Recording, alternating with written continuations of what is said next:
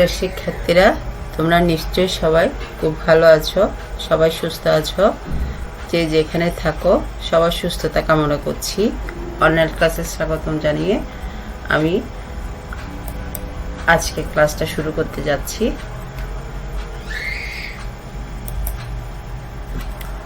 আমি আগ্রাবাদ বালিকা বিদ্যালয়ের সহকারী শিক্ষক সুপর্ণা চৌধুরী।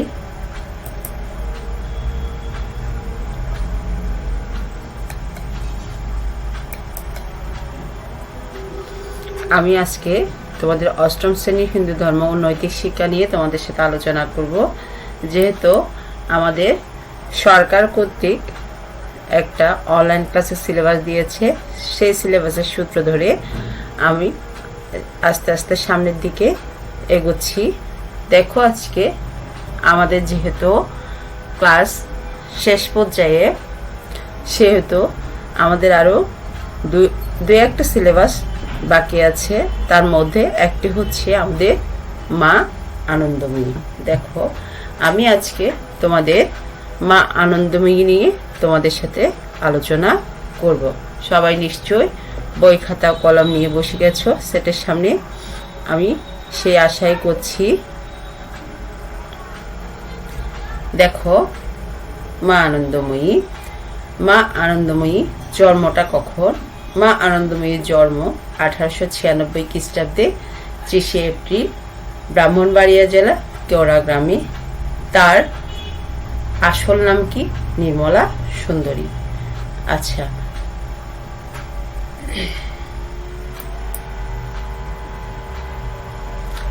তার পরিচয়টা একটু তোমরা জেনে নাও। তার পিতার নাম বিপিনী বিহারী ভট্টাচার্য, মার নাম মোক্ষদা সুন্দরী। বিপিনী বিহারী ভট্টাচার্য অর্থাৎ পৈতৃক বিপিনী বিহারী বাড়ি ছিল অর্থাৎ পৈতৃক নিবাস ছিল বিদ্যাকুটে। এখন মা আনন্দময়ীর বিদ্যা শিক্ষাটা কোথায় হয়েছিল সেটা নিয়ে তোমাদের সাথে আলোচনা করছি। দেখো, গ্রামের পাঠশালায় নির্মলা পড়াশোনা শুরু হয়, কিন্তু পড়াশোনা তার কি বেশি দূরে তিনি সে এগোতে পারেননি। কেন পারেননি সেটা তোমরা দেখে নেবে। ছোটবেলা থেকে তার মধ্যে একটা কি ছিল? দিব্যভাবে প্রকাশ ঘটে। হরিনাম কীর্তন হলে তিনি কি করেন? আকুল হয়ে শুনতেন। সেজন্য কি, যেহেতু তার ভগবানের উপর একটা খুব ভক্তি ছিল, সেজন্য তার লেখাপড়াটা বেশি দূরে এগোয়নি। তিনি সবসময় কি করতেন? মানে দিব্যভাবে প্রকাশ, অর্থাৎ তার মধ্যে একটা কি ঐশ্বরিক ক্ষমতা ছিল, যেটা হরিনাম শুনলে সে কি করতে? অকাতরে কাতর হয়ে শুনতো। বিয়ে, দেখো কত সালে তার বিয়েটা হয়েছিল? বাংলার 1315 সালে, অর্থাৎ 1908 খ্রিস্টাব্দ 25শে মাঘ নির্মলার কি হয়? বিয়ে হয়। তখন তার বয়স কত? 13 শেষ হয়ে 14 পড়েছে। 14 বছরে কি করেছে? পড়েছে। স্বামীর নাম হচ্ছে রমণীমোহন চক্রবর্তী। তার বাড়ি ছিল, অর্থাৎ স্বামীর বাড়ি ছিল কোথায়? বাড়ি বিক্রমপুরে আটপাড়া গ্রামে।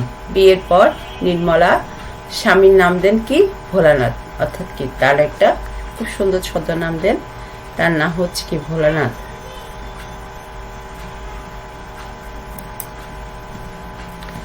নির্মলা হাজবেন্ড, যেহেতু নির্মলা কোনো কিছু করতো না, সেহেতু কি করে? তার হাজবেন্ড বিভিন্ন জায়গায় কি করতো?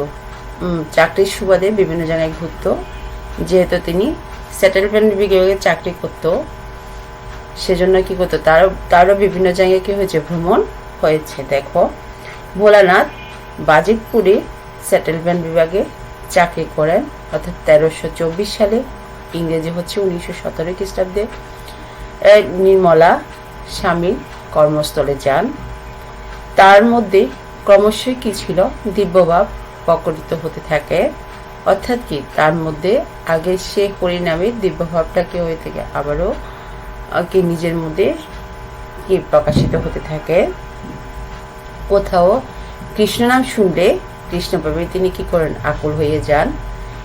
একবার ভূদেবচন্দ্র বসুর বাড়িতে কি হচ্ছে? কীর্তন হচ্ছে। হরিহরায় নম, কৃষ্ণ যাদবায় নম, যাদবায় মাধবায় কেশবায় নম। অর্থাৎ নির্মলা কি করলো, সেখানে উপস্থিত ছিলেন। কীর্তন শুনতে শুনতে এক সময় তিনি কি করলেন, অজ্ঞান হয়ে যান। অর্থাৎ কি, সে এতই ভাবে মগ্ন ছিল যে সে কীর্তন শুনতে শুনতে কি হয়েছে, নিজেকে মানে কি অন্য জগতে নিয়ে গেছে, এবং সে কি করলো, সেখানে অজ্ঞান হয়ে পড়ে গেছিল। তখন তার দেহ থেকে দিব্য আলো কি করছে, প্রকাশিত হচ্ছিল। অর্থাৎ কি, একটা কি দিব্য আলো মানে কি, মানে অন্যরকম একটা আলো সবাই দেখতে পাচ্ছে। সবাই তখন কি হয়ে গেল, ভয় পেয়ে গেলেন। কিছুক্ষণ পর তিনি আবার সুস্থ হয়ে উঠলেন। এভাবে নির্মলার মধ্যে মহাভাবে কি হয়, শুরু। অর্থাৎ সাধারণ মানুষের অজ্ঞাতে তার শরীরে চলতে থাকে সাধন ভজনের নানা রকম লীলা।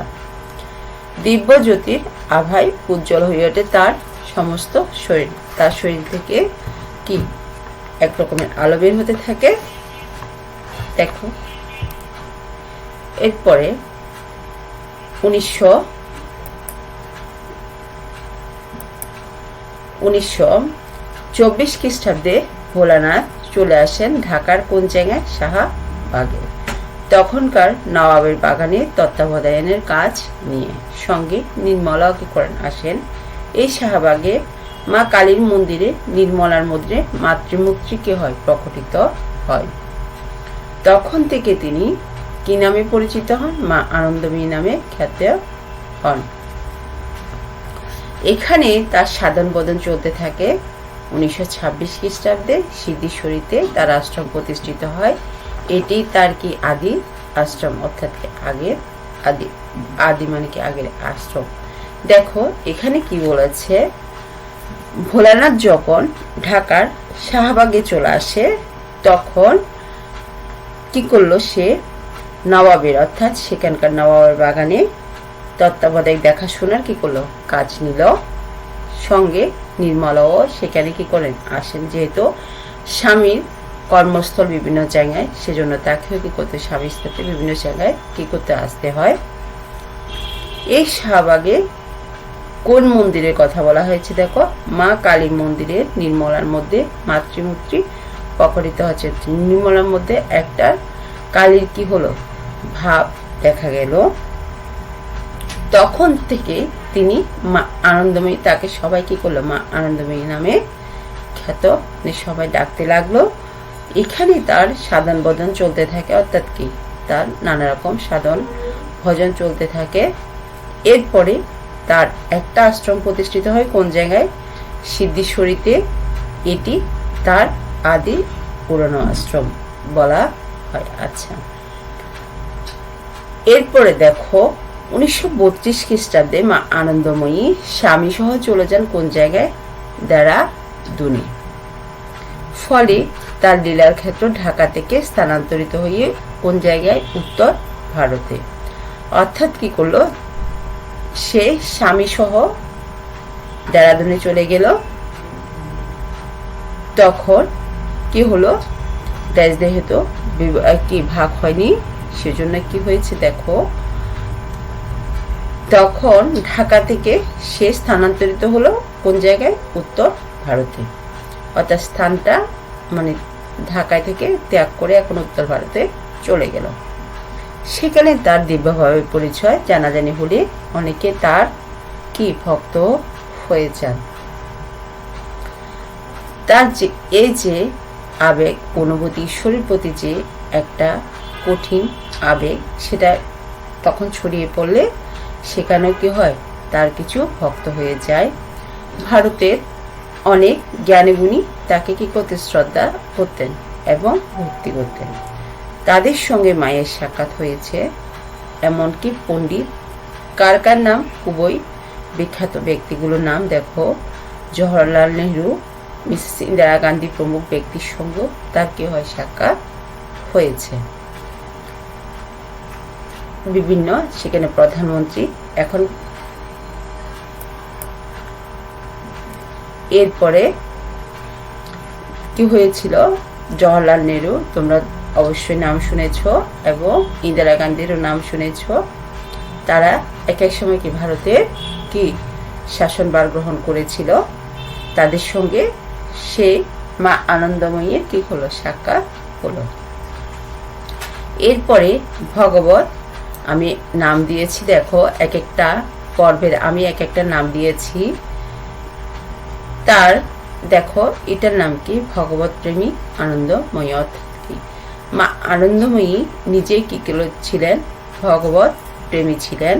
তাই ভারতের জনগণকেও ভগবতমুখী করার জন্য কাজে তিনি কি করেন, অক্লান্ত পরিশ্রম করেছেন। তিনি উপমহাদেশের পূর্ব পশ্চিম উত্তর দক্ষিণ সর্বত্রই কি করেন, পরিভ্রমণ করেন। অর্থাৎ কি উপমহাদেশের বিভিন্ন জায়গায়, অর্থাৎ পূর্ব থেকে পশ্চিম, উত্তর থেকে দক্ষিণ, তিনি সর্বত্রই কি করেন, পরিভ্রমণ করেন, অর্থাৎ ঘুরিয়ে বেড়েছেন। প্রাচীন ভারতের অনেক লুপ্ত তপবন ও তীর্থস্থানে তিনি পুনরুজ্জীবিত করেছেন। অর্থাৎ অনেক হারিয়ে যাওয়া তপবনকে তিনি কি করেছেন, পুনরায় উজ্জীবিত করে তুলেছেন। ভারতীয় সংস্কৃতির মর্মস্থল সহস্র ঋষির তপভূমি নৈমিষারণ্যকে তিনি কি করেছেন, জাগিয়ে তোলেন। এখন সেখানে কীর্তন কি কি হচ্ছে, দেখো সেখানে কীর্তন, নাচ, গান, ধর্মগ্রন্থ পাঠ, সৎসঙ্গ ইত্যাদি কর্মকাণ্ড চলছে। এভাবে তিনি ভারতের বিভিন্ন স্থানে সুপ্ত লুপ্ত ধর্মস্থানকে জাগ্রত করেছেন। অর্থাৎ কি করেছে, অর্থাৎ ঘুমিয়ে যাওয়া বিভিন্ন স্থানকে ধ্বংস হওয়ার থেকে তিনি কি করেছেন, লুপ্ত হয়ে যাওয়া মানে বিলুপ্ত হয়ে যাওয়া বিভিন্ন কি করেছে স্থানকে তিনি আবারও পুনরায় কি করেছে, জাগ্রত করেছেন। সেখানে যাগযজ্ঞ, মন্দির, বিগ্রহ প্রতিষ্ঠার মধ্য দিয়ে এই দেশের লক্ষ লক্ষ মানুষকে তিনি কি করেছেন, সনাতন ধর্মের ভাবধারায় উজ্জীবিত করে তুলেছেন। মানুষের মনকে ভগবতমুখী করার জন্য অশেষ প্রেরণা দিয়ে গেছেন। বাংলাদেশের রমনা ও কেওড়ার দুটি আশ্রম সহ ভারতের বিভিন্ন স্থানে তিনি 25টি আশ্রম প্রতিষ্ঠা করেছেন। অর্থাৎ কি বাংলাদেশের রমনার বটমূল সে জায়গায় তার একটা আশ্রম রয়েছে। কেওড়াতেও কি করেছেন, দুটি আশ্রম সহ ভারতের বিভিন্ন স্থানে তিনি কি করেছেন, 25টি আশ্রম প্রতিষ্ঠা করে গেছেন। হিন্দু ধর্ম ও সংস্কৃতি চর্চার ক্ষেত্রে এটি মায়ের সর্ববিশেষ উল্লেখযোগ্য অবদান। অর্থাৎ কি হচ্ছে, সর্ববিশেষ মানে কি, সবশেষে উল্লেখযোগ্য কিছু অবদান। মা আনন্দময়ী বলতেন, যে যে অবস্থায় আছো সে অবস্থা থেকে কর্ম করে যাও। অর্থাৎ কি বলেছে, দেখো তোমরা যে যেখানে আছো সে অবস্থা থেকে তোমরা কর্ম করে যাও, নাম করো শুধু নাম। কার নাম? পরিণাম করার জন্য সবাইকে অনুরোধ করছেন তিনি। নামে সব হয়, অর্থাৎ কি হরিনাম ডাকলে সব তোমরা কি করবে, মুক্তি পাবে এবং সব কি পাপ কাজ থেকে তোমরা দূরে থাকবে। অর্থাৎ কি তোমরা যখন ঈশ্বরের প্রতি ঝুঁকে যাবে তখন কি তোমাদের খারাপ কাজের দিকে আর কি তোমরা অগ্রসর হবে না।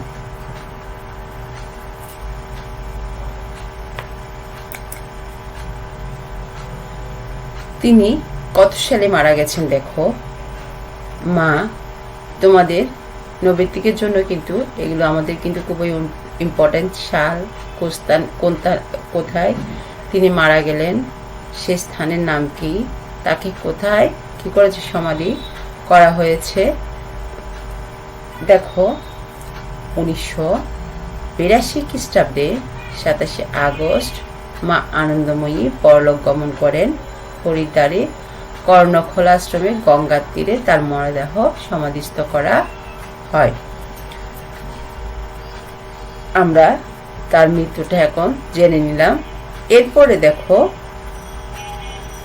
তোমাদের আরেকটা কিছু শিক্ষা আছে এখানে নিচে, সেই শিক্ষাগুলো তোমরা নিশ্চয়ই কি তোমাদের জীবনে অনুসরণ করে চলবে। দেখো শিক্ষা, মা আনন্দময়ীর জীবনী থেকে আমরা এই শিক্ষা পাই যে আমি সর্বদা কি করেছে, ভগবানের নাম নিতে হবে, তার নামে সবকিছু কি করতে হবে। কর্তব্য কর্মে অবহেলা করা চলবে না।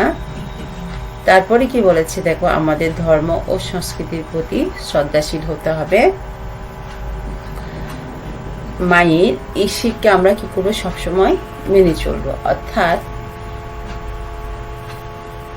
মা আনন্দময়ী যে উপদেশ বা শিক্ষাগুলো এখানে দিয়েছে, তোমাদেরকে খুব সুন্দরভাবে সেটা উল্লেখ করা হয়েছে এবং তোমরা সেগুলো কি করবে, খুব সুন্দর। তোমাদেরকে বলছে, প্রথমে ঠাকুরের নাম নিতে বলেছে, তারপর তার নামে সবকিছু কি করতে হবে। অর্থাৎ কি কোনো কাজ করার আগে প্রথমে কি করতে হবে, ঠাকুরের নাম জপ করতে হবে। তোমাদের কর্তব্য, তোমরা লেখাপড়া অবহেলা, তোমরা যেহেতু ছাত্র, তোমাদের লেখাপড়া অবহেলা করতে নিষেধ করেছে। তারপর তোমাদের ধর্ম ও সংস্কৃতির প্রতি শ্রদ্ধাশীল হতে বলেছে। পরিশেষে আমরা কি করব, মায়ের এই শিক্ষা আমরা কি করব, মেনে চলব। আমরা আজকের পাঠে মা আনন্দময়ী সম্পর্কে তোমাদের একটা ছোট্ট ধারণা দিয়েছি। নিশ্চয়ই তোমরা সেটা কি খুব ভালোভাবে বুঝেছো এবং সুন্দরভাবে সেটা এখানে যে ইম্পর্টেন্ট জিনিসগুলো আছে তোমরা সেটা কি করবে, পড়ে নেবে। আর আমাদের অনলাইন ক্লাস যতদিন থাকে ততদিন চলতেই থাকবে। তোমরা নিশ্চয়ই ক্লাসগুলো ফলো করছো, সেটার উপরে ভিত্তি করে কিন্তু তোমাদের কি অ্যাসাইনমেন্টগুলো দেওয়া হচ্ছে। সুতরাং তোমরা অবশ্যই ক্লাসগুলো দেখবে, সেই অনুরোধটা তোমাদের কাছে রইল। আর তোমরা বইটা অবশ্যই ভালোভাবে পড়বে। তোমরা সবাই ভালো থেকো, সুস্থ থাকো। আগামী ক্লাসে আমন্ত্রণ জানিয়ে তোমাদের সাথে ধন্যবাদ দিয়ে আমি আজকে আমার ক্লাসটা শেষ করছি।